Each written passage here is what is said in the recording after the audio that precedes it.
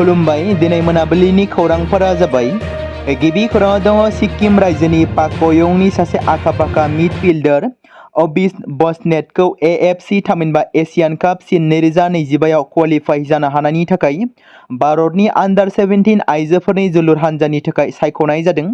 बे बोसोरनि जागायजेन्नायाव भुटानाव जानाय साफ आन्डार-17 चेम्पियनशिपआव बिथांनि साबसिन दिन्थिफुंनाय एबा गेलेनायनि थाखाय बिथांखौ हानजायाव जायगा होनो खाबु होदों। गाहाय फोरोंगुरु ज'आकिम आलेक्जेन्डारसननि दैदेननायाव हानजाया हानजा जिआव किर्गिज रिपाब्लिक आरो उजबेकिस्तान हेंथायै बिश्केकआव 13निफ्राय 19 अक्ट'बरसिम गेलेगोन। भारतनि आन्डार-17 आइजोफोरनि हानजाया क्वालिफायारनि थाखाय गोख्रों फोरोंथाय होगासिनो दं। बावैसो साफ आन्डार-17 आइजोफोरनि चेम्पियनशिपआव बिथांमोननि देरहानाया ओनसोलनि साबसिन हानजाफोरखौ जुजिनो थाखाय बिसोरनि गोसोखौ बांहोदों। क्वालिफायारफोरनि फारिलाइयाव दङ किर्गिज रिपाब्लिक आरो भारतनि गेजेराव जागोन 13 अक्ट'बराव। 19 अक्ट'बराव जागोन भारत आरो उजबेकिस्ताननि गेजेराव। थावनिया जागोन दलेन अमरज'क स्टेडियाम, किर्गिज रिपाब्लिकआव।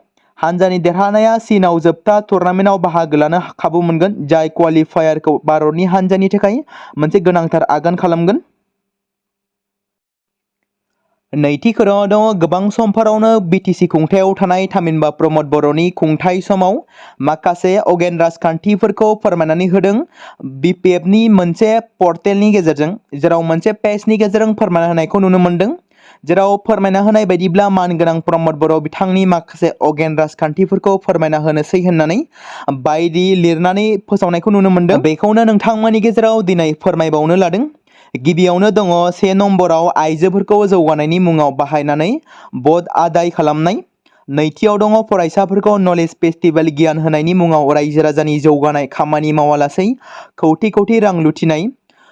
थामथियाव दङ जब होनायनि मुङाव बेकार लाइमोनफोरखौ फोलानाय। ब्रैथियाव दङ गेलेमु आयदाखौ राजखान्थिजों सरजाबनाय। बड' सिनि आर्टिस्ट एस'सिएशन, जायफोर जोंनि हारिमु कालचार बिसोरखौ राजखान्थिजों सरजाबनानै गावबागाव सुबिदा लानाय। माखासे बर' हारिनि मोन 16 आफादफोरखौ दिपेन बर'नि जोहै गावनि आथिं सिङाव दोननाय। रायजो राजाफोरनि मुङाव फैनाय थाखाफोरखौ मिटिं खालामनायनि असिलायै 5 स्टार एसि हलाव मिटिं खालाम दैयाव थांगारहोनाय। 5 बोसोराव गंसेबो गेस्ट हाउस लुनो हायासै। माखासे एबसुनि सोद्रोमा बिथांमोनखौ आसा होनानै इउपिपिएल दोलोआव सरजाबनाय। बिटिसिनि रांखौ लुथिनो नंनाय नङैनि 12 मास फेस्टिभेल खुंनाय। सिं फैसा खामायनो थाखाय सोरजोंबा लोगो नांनानै थै होनानै मोननाय बिटिसिनि रांखौ गुबुन ओनसोलनि थिकादारनो फानहरखुमानाय। आरो गोबां दंबावो। रायजोफोर जिखिजादोला जों अनलायना थागोन रायजोफोर, बेबायदि पस्ट होनायखौ नुनो मोन्दों। रायजो राजा नोंथांमोना बेनि सायाव मा फोरमायनो सानो कमेन्टनि गेजेरजों फोरमायहरनो हागोन। बङाइगाव रिफाइनारि बिबानगिरिफोरजों लोगोसे रिफाइनारिनि थिकादार फार्मफोरनि मावदांसाफोरनि बेरेखा बिथांखिफोरनि हेंथायै खामानि मावग्रा आफादा आवाज दिखांदों। खामानि मावग्रा आफादनि सोद्रोमाफ्रा चिरां जिल्लानि दालिगावआव बङाइगाव रिफाइनारिनि गाहाय दरखं मोखाङाव गोख्रोङै धरना होदों। जायनि जाहोनाव बङाइगाव रिफाइनारिनि सिङाव सोलिबाय थानाय गुबुन गुबुन लुनाय खामानिफ्रा आबुङै थाद'नो गोनां जादों। बङाइगाव रिफाइनारिनि सिङाव लुबाय थानाय खामानिया नांथाबना थानाय। थिकादार हान्जाफोरा अजद होनाय बायदिब्ला मावदांसाफोरनि बेरेखा खामानि मावगासिनो दं, जेरै अरायथा नङै खामानि मावग्राफोरखौ साख्रिनिफ्राय होखारनाय, खामानि मावग्राफोरखौ नांगौ समाव बेथन होयै। बङाइगाव रिफाइनारिनि बिबानगिरिफोरनि सायाव बेफोर खामानिफोराव एसेब्लाबो हेफाजाब होनायनि अजद होनाय जादों। दिनै हेंथा खालामनानै खामानि मावग्रा आफादनि 500निबो बांसिन अरायथा नङै मावदांसाफोरा बङाइगाव रिफाइनारिनि गाहाय दरखं मोखाङाव 4 घन्टा धरना हाबाफारि लादों। मख'नो गोनांदि सिगां सोमावसारनायनि एजेन्डाखौ आखायाव लानायनि उनाव बङाइगाव रिफाइनारिनि बिबानगिरिफ्रा जेंना सुस्रांनायनि मुङाव मेल मिटिं खुंदोंमोन। नाथाय बे मेलफोराव मावदांसा आफादनि दैदेनगिरिफोरनो होनाय समायखिराखौ उनाव मावफुंनाय जायाखैमोन। जायनि जाहोनाव नासयजानाय सोबख'जानाय अरायथा नङै मावदांसाफोरा गावनि मोननांगौ मोनथायफोरखौ नागिरनानै बेफोरबायदि सोमावसारनो गोनां जायो। बे खेबावबो बङाइगाव रिफाइनारिनि बिबानगिरिफोरा मावदांसाफोरनि जेंनाखौ सुस्रांनायाव मोजां बिफाव लायाब्ला 10 अक्ट'बराव 12 घन्टा सिम्बलिक उखैहाब सोमावसारनाय हाबाफारि लाबावनाय जागोन होननानै मावदांसाफोरनि दैदेनगिरि दिलीप रेआ हुमखि होदों। रेल टिकेटनि कालारखौ सोलायनो थाखाय अनलाइन सुबिदा बेखेवसिगोन। सुलुंनिफ्राय मिथिनो मोननाय बायदिब्ला गिबि खेबनि थाखाय भारतारि रेलवेआ मोनसे अनलाइन सिबिथाइ जागायनो बिथांखि लादों, जाय दावबायारिफोरा गावसोरनि रिजार्भ खालामनाय टिकेटनि खालारखौ सोलायनो हागोन। बे गोदान सुबिदाखौ 2026 मायथाइनि जानुवारि दानसिमाव मोनफुंनाय जागोन होननानै मिथिनो मोनदों, जाय दावबायारिफोरनि सुबिदाखौ बांहोनो थाखाय रेल सिबिथाइखौ डिजिटेल खालामनायनि मोनसे गोनांथार आगान होगासिनो थानायखौ फोरमायथिदों। गोबां समफोरावनो बिटिसिनि गाहाय हाग्रामा महिलारि थामहिनबा बिटिसिनि चिफ हाग्रामा महिलारिखौ दिनैनिफ्राय थांनाय 16-17 बोसोराव गोबां खेब थामहिनबा गोबां रोजा कौटि लुथिदों होनना गोबां खेब समाजारि बिजोंनि गेजेरजों फोसावनायफोरखौ नुनो मोनबोबाय थादों। नाथाय जाय फोसावग्रा बै सुबुङाबो मिथिया जे रां लुथिनायनि बाथ्राया बेसेबां सैथोमार। बेबादिनो इउपिपिएलनि गाहाय प्रमद बर'खौबो गोबां समफोरावनो रां जाख्ल'नायनि अजद एबा दाय होबोनायखौ नुनो मोनदों आरो माब्लाबा बिटिसिनि चिफ हाग्रामा महिलारिखौबो जोबथेसालियाव दैथायहरनांगौ, माब्लाबा प्रमद बर'खौबो जोबथेसालिनि आलासि खालामनांगौ। बेबादिनो माखासे गुबुन गुबुन बिबानाव थानाय राजखान्थिगिरि दैदेनगिरिफोरखौबो रां जाख्ल'नायनि दाय होबोबाय थादों।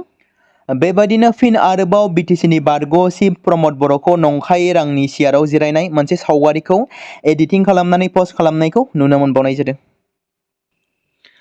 मोनसे दुखुनांथाव खौरां, न'फारसे फैबाय थानाय समावनो सिपाझाराव मोनसे गिख्रंथाव जाब्रबथायाव सासे पुलिसनि जिउ खहा। उदालगुरि जिल्लानि सिङाव थानाय 1 नं आमगुरि गामिनि पुलिस बिफानाव खामानि मावबाय थानाय रनजित बर'आ न'फारसे फैबाय थानाय समावनो मोनसे गिख्रंथाव लामा जाब्रबथायाव गावनि बेसेनगोसा जिउखौ खोमाना लानांबाय। बे दुखुनांथाव जाथाया समाजारि बिजोङाव गोबां गोसारदों आरो सावरायजानायखौ नुनो मोनदों। बे समाव मोनसे गोनां फोसावथाय बर' सावथुन नायनानै मोजां मोनग्रा गासै बर' रायजो राजाफोरनि गेजेराव लानानै फैदों मोनसे बर'नि OTT प्लेटफर्म गोनां, जाय प्लेटफर्मनि गेजेरजों नोंथांमोना बर'नि गोदान सावथुनफोरखौ नुनो मोनगोन।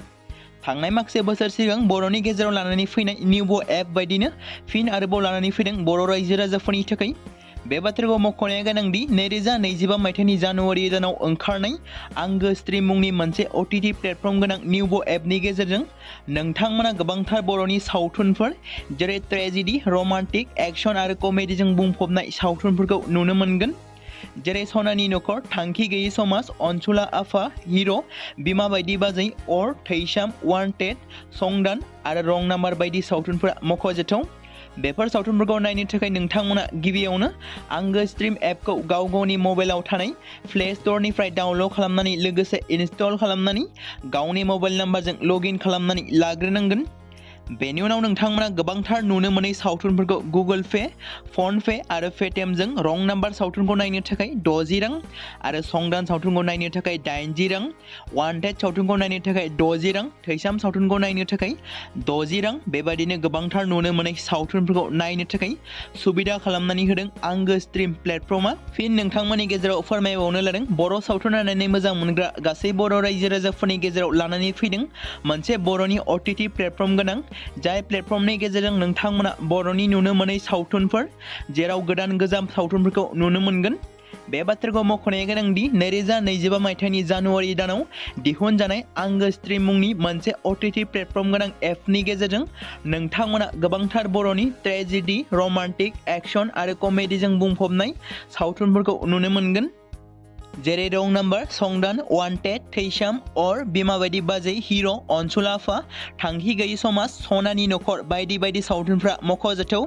बेफोर सावथुनफोरखौ नायनो थाखाय नोंथांमोना गिबियावनो आंगो स्ट्रिम एपखौ गाव गावनि मबाइलाव थाखानाय प्ले स्ट'रनिफ्राय इनस्टल खालामनानै गावनि मबाइल नाम्बारजों लग इन खालामखांनायनि उनाव नोंथांमोना गोबांथार नुनो मोनै सावथुनफोरखौ गुगोल पे, फन पे आरो पेटिएमजों रं नाम्बार सावथुनखौ नायनो थाखाय 60 रां, संदान सावथुनखौ नायनो थाखाय 80 रां, वान्टेड सावथुनखौ नायनो थाखाय 60 रां, थैसाम सावथुनखौ नायनो थाखाय 60 रां बेफोरबायदिनो अर सावथुनखौ नायनो थाखाय 60 रां पे खालामनांगोन। बेबायदिनो गोबांथार नुनो मोनै बर' सावथुनफोरखौ नायनो थाखाय सुबिदा खालामनानै होदों आंगो स्ट्रिम प्लेटफर्मआ।